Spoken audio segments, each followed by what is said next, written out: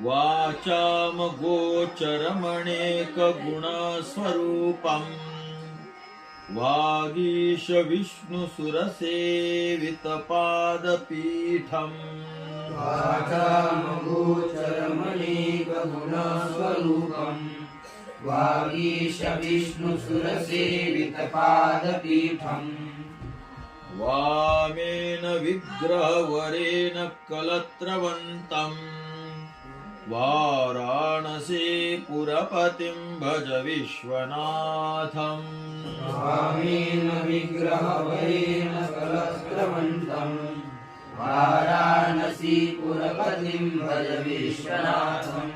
पदच्छेद वाचाम अगोचरम अनेक गुणस्वरूपम वागीश विष्णुसुरसेवितपादपीठम वामेन विग्रहवरेण कलत्रवंतम वाराणसी पुरपतिम भज भज विश्वनाथम।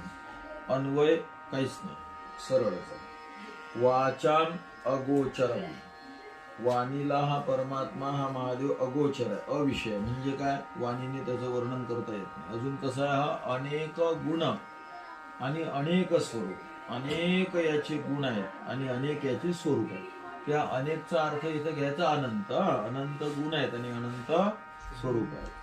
वागीश म्हणजे ब्रह्मदेव, विष्णू म्हणजे विष्णू, सुर म्हणजे इतर देव, ब्रह्मदेव भगवान विष्णू आणि इतर देव हे काय करतात, यांनी काय केलेलं आहे, याची सेवा केलेली आहे। कशाची सेवित सेवा कशाची केली, पादपीठम पायाचं पीठ म्हणजे काय, चप्पल म्हणजे काय, चरण पादुका ची पूजा केली।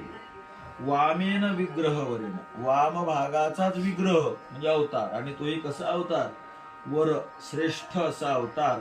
वामेन विग्रहवरेण कलत्रवंतम म्हणजे हे वामभागाच्या रूपाने स्वतः म्हणजे कलत्रवंतम पत्नीवंत झाले, कलत्र म्हणजे बायको, बायकोने युक्त झाले, भार्येने युक्त झाले, आणि असे असणारे महादेव म्हणजे अर्धांगिनीच पार्वती माता आहे ना, त्यांचं अर्धांग, आणि असे असणारे महादेव वाराणसी पुरपती, वाराणसी तीर्थ या क्षेत्राचे हे स्वामीपती आहेत, असे असणारे हे विश्वनाथ, त्यांची तुम्ही सेवा करा, भजन करा।